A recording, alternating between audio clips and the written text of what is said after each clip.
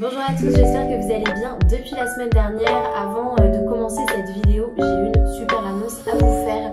Je vais reprendre prochainement la série Design Your Space sur cette chaîne. Donc je sais que vous l'attendiez avec impatience, vous m'avez fait énormément de retours depuis l'année dernière sur cette série que vous aviez beaucoup aimé.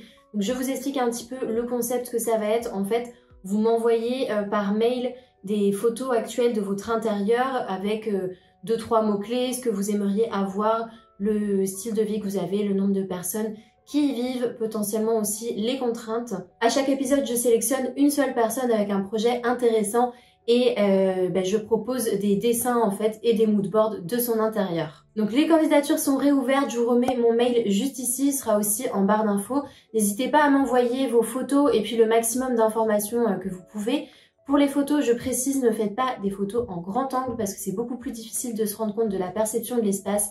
Et puis, si vous êtes sélectionné pour un épisode, je prendrai directement contact avec vous. On revient à nos moutons. Donc, la semaine dernière, je vous avais parlé des tendances déco pour l'année 2023, mais plus sur la partie matériaux. Aujourd'hui, on va aborder les tendances couleurs. La couleur, c'est un sujet qui me passionne et qui m'anime depuis très longtemps déjà, que ce soit dans la mode ou dans la déco. C'est vraiment quelque chose pour lequel je suis très sensible. Je remarque que ça a énormément d'impact sur mon bien-être, sur mon état de relaxation. Il y a des couleurs aussi qui me stressent énormément. Et je trouve aussi que les couleurs jouent beaucoup sur ma productivité. Au fil des années, je pense que j'ai développé des bonnes connaissances sur les propriétés de la couleur. Et d'ailleurs, dans mon métier, je pense que ce que j'aime le plus, c'est la réflexion autour de la couleur et la création des gammes colorées.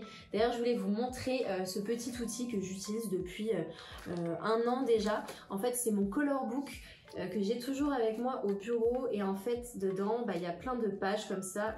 Je vais vous montrer. Ça, c'est une des plus jolies, la verte. En fait, j'étiquette, j'accroche, j'aggrave, je scotche toutes les petites couleurs qui m'inspirent au quotidien. Donc ça peut être des références Pantone quand je tombe dessus, des bouts de tissu avec lesquels je travaille. Des fois c'est simplement du papier, ça peut être aussi des emballages alimentaires, ça peut être vraiment tout et rien, et je les trie par gamme de couleurs comme ça quand je recherche de l'inspiration pour un projet en particulier. Si je dois travailler autour des jaunes, je vais reprendre mon book. Je sais que j'ai mes jaunes fluo, mes jaunes un peu plus moutarde.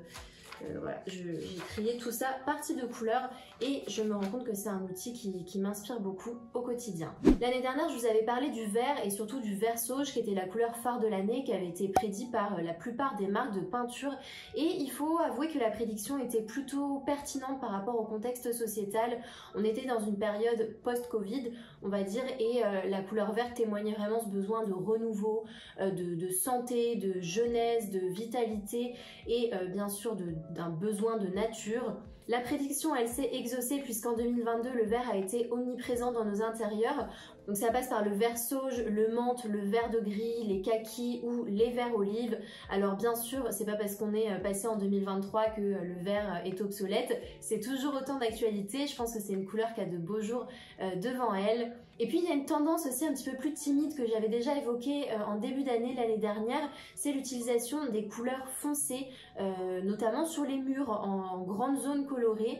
Là, je suis persuadée que les tonalités marron, café, bordeaux, grenat, les rouges très foncés, ce sont des couleurs qui vont exploser en 2023. Auparavant, c'était des couleurs qui étaient plus réservées à des petits objets ou du textile, mais là, on voit que ça prend de plus en plus d'ampleur. On ose davantage exprimer cette couleur-là sur les murs.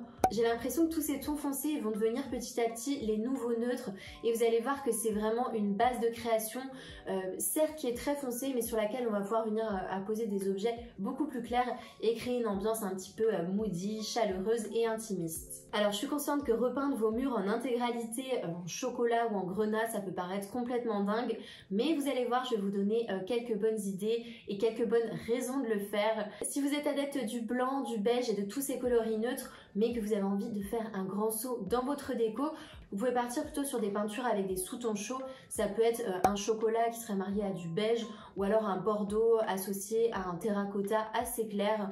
Dans tous les cas, je conseille d'éviter le système d'accent wall, donc d'avoir uniquement la peinture sur un seul mur de la pièce et tout le reste en blanc. C'est quelque chose qu'on faisait beaucoup, qu'on fait encore beaucoup là depuis quelques années, mais ça commence à devenir un petit peu dépassé. Et le problème avec une couleur aussi foncée, foncé, c'est que vous risqueriez de transformer totalement la perception de l'espace, mais pas forcément de la bonne manière. Parce que le danger lorsqu'on utilise un coloris foncé comme ça, c'est qu'on aura cette sensation de rapprocher le mur de soi et donc de rétrécir la pièce. Et entre nous, c'est quand même pas ce qu'on cherche. Et je pense que l'utilisation des couleurs aussi foncées, c'est un parti pris qui est hyper audacieux, donc ça mérite d'être exploité à fond. Donc ma première idée pour magnifier un joli bordeaux ou chocolat, c'est de créer des sous-bassements. Alors soit vous en avez si vous êtes dans une maison ancienne, soit vous en avez pas et c'est tout à fait faisable en DIY. D'ailleurs je l'ai fait dans la chambre.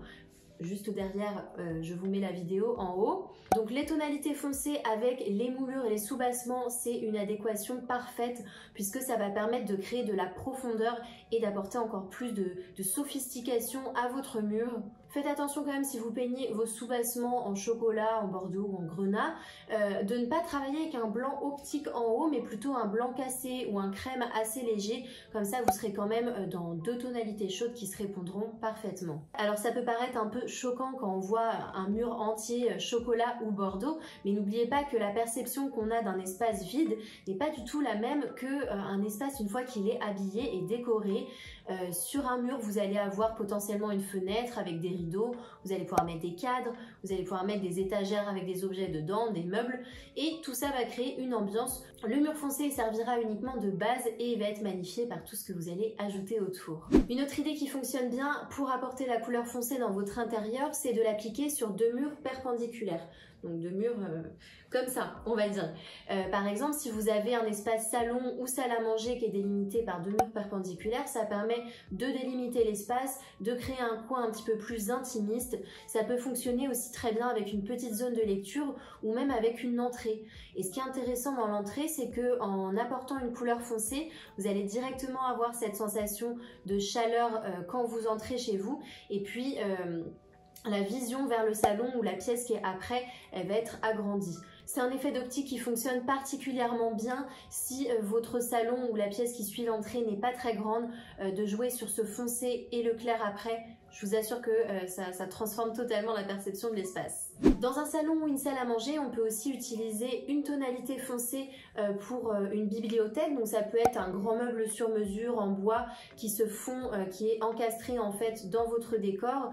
C'est une très bonne idée je trouve pour apporter un côté un peu grande milléniale ou cabinet de curiosité. Dessus vous allez placer des petites statuettes, des livres, des fleurs, des vases.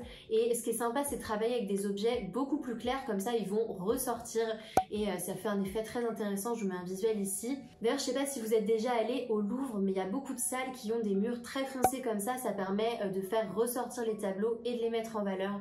Donc je pense que c'est une idée plutôt sophistiquée et intéressante à mettre en place. A priori on pense pas trop à faire des chambres à coucher avec des tonalités foncées, mais pourtant je pense que c'est une pièce qui s'y prête assez bien puisque la chambre on y passe peu de temps et en général c'est pour dormir, c'est la nuit. Donc déjà on ne perçoit pas la couleur de la même manière la nuit avec des lumières artificielles qu'en plein jour. Et puis je pense que le but d'une ambiance dans une chambre à coucher, c'est plus d'aller vers quelque chose de cosy, de cocon et d'enveloppant plutôt que de créer un grand cube blanc. Souvent l'ambiance de la chambre elle se définit par les textiles utilisés, donc évitez d'utiliser des rideaux trop lourds, des motifs trop criards ou trop de coussins. C'est vrai que tout ça associé avec un mur bordeaux ou grenat, ça va être un petit peu vieillissant et capiteux. Donc pour moderniser on va dire les tonalités foncées, essayez plutôt de les associer à des rideaux en lin léger, des draps crème ou beige, ce sera beaucoup plus moderne. Et puis ma dernière idée pour apporter les couleurs foncées dans votre intérieur, c'est de les jouer dans une toute petite pièce, donc les toilettes. Je trouve que c'est une pièce qui s'y prête parfaitement bien, puisque là aussi l'idée c'est pas d'essayer d'agrandir l'espace, mais plutôt de s'amuser et de créer une ambiance un petit peu fantastique. C'est vraiment la pièce idéale, je pense que vos invités quand ils ouvriront la porte et qu'ils seront dans un toilette très foncé, c'est assez surprenant. J'ai deux petites idées là-dessus qui peuvent être pertinentes, c'est de travailler avec des lambris que vous peignez après en foncé, ou alors de faire une association d'un carrelage ou d'un zélige, donc en sous-bassement, et puis le haut des murs vous le peignez dans une tonalité plus claire. Je précise quand même qu'il y a un seul faux pas qui est possible dans les toilettes lorsqu'on utilise du marron, c'est de choisir une tonalité qui a des sous-tons un peu trop jaunes, un peu trop kaki, et que du coup ça fasse un peu caca. Et contre toute attente, les couleurs foncées, c'est des tonalités qui sont assez faciles à matcher. Je vais vous donner quelques associations qui fonctionnent assez bien. Déjà, il y a le bordeaux qui est associé au bleu nuit, au moutarde et au vert bouteille avec des petites touches de finition dorée.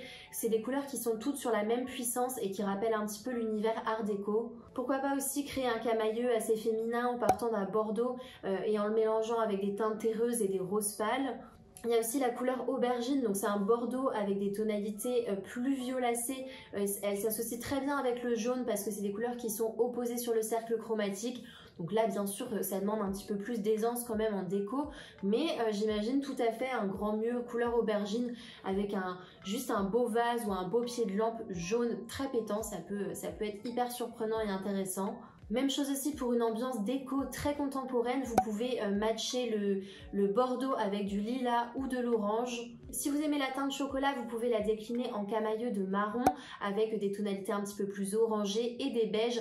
Évitez quand même de ne pas aller sur des teintes qui tirent trop vers le jaune. Et il y a une association qu'on voit beaucoup aussi en déco, c'est le chocolat avec le bleu et le jaune et des petites touches de crème.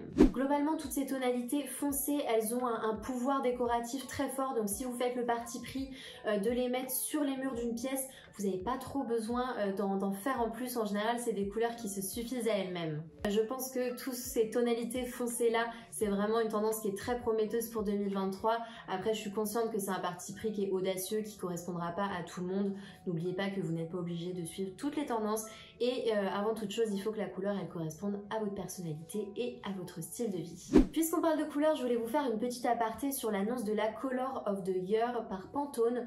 Donc chaque année, au mois de décembre, il y a le Color Institute de Pantone qui annonce la couleur de l'année, celle qui va être tendance, qui résume l'état d'esprit des consommateurs et les besoins pour l'année à venir.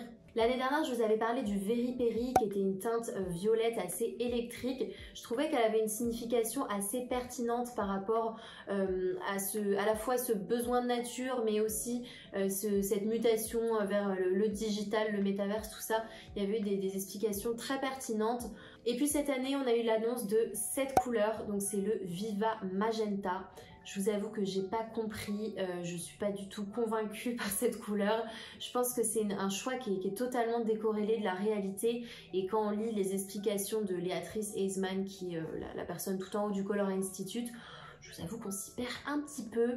En fait, ce Viva Magenta, il fait partie de la famille des rouges et il serait inspiré du rouge cochenille. La cochenille, c'est un colorant naturel d'origine animale qu'on utilise depuis de nombreuses années pour teindre les vêtements, par exemple. C'est un colorant qui est assez puissant et brillant et selon eux, ça évoquerait, je cite, un signal de force courageux, intrépide et puissant, une teinte électrisante et sans limite qui reflète l'amour de la vie et l'esprit rebelle. Voilà. Bon, faut pas oublier que Pantone, ça s'adresse pas qu'à la déco, hein, ça touche tous les secteurs d'activité. Donc pour la mode ou le make-up, je pense que c'est une annonce qui est assez pertinente. En revanche, pour la décoration, on repassera. Je pense que le monde de la déco n'est pas forcément prêt pour cette couleur. C'est une couleur qui est encore un peu datée, assez capiteuse, un petit peu ringarde. Bon, à moins de l'utiliser avec des petites touches ou à travers le textile ou des imprimés. Moi en tout cas, je vous donnerai pas de conseils avec cette couleur. Le dernier point que je voulais aborder dans cette vidéo, ce n'est pas une couleur en particulier, mais c'est plutôt l'utilisation qu'on a de la couleur. Donc tout à l'heure quand je parlais des tonalités foncées, je vous expliquais que cette idée d'accent wall, donc d'avoir une couleur sur un seul mur et tous les autres murs en blanc, c'est devenu un petit peu obsolète, c'est plus trop d'actualité, c'est vrai que ça a été vu et revu. Et aujourd'hui, je pense qu'on a besoin d'avoir une autre perception de la couleur, d'être un petit peu surpris quand on entre dans une pièce. Ce qu'on voit de plus en plus pour créer une ambiance enveloppante, c'est d'appliquer la peinture sur le plafond. Et vous allez voir que ça a pas mal de côtés positifs. Moi, je trouve ça hyper audacieux, c'est surprenant, c'est innovant. Je vous mets des photos ici, je pense qu'elles parlent d'elles-mêmes. Ce qui est intéressant en fait en peignant le plafond d'une pièce plutôt que de peindre les murs, c'est que la couleur, elle est quand même présente. On la sent autour de nous, elle nous enveloppe, elle nous transmet ces ondes positives, mais on l'a pas directement de visu comme ça tous les jours. Donc je pense qu'on s'en lassera beaucoup moins rapidement. Que vous ayez un plafond avec des corniches dans les angles ou alors des jolis panneaux en menuiserie au plafond ou même un plafond entièrement lisse, je pense qu'il y a vraiment quelque chose à faire avec la couleur sur cet espace. De mon côté, c'est une tendance que j'ai déjà adoptée puisqu'on a choisi de peindre le plafond en vert, exactement de la même couleur que les moulures ici. Et franchement, quand on se couche le soir, ça crée vraiment cette sensation de cocon hyper chaleureux et clairement, je regrette pas du tout notre choix. J'espère que ça vous a plu, n'hésitez pas à me donner votre avis en commentaire sur ces tendances et puis à me dire aussi ce que vous aimeriez voir comme vidéo sur la chaîne puisque là je suis en train de travailler sur mon planning éditorial pour début 2023 on va dire, donc je suis en quête de vos idées. Et n'oubliez pas aussi, si vous avez une pièce que vous n'aimez pas chez vous, que vous avez envie de renouveau, à m'envoyer une petite candidature pour la série Design Your Space.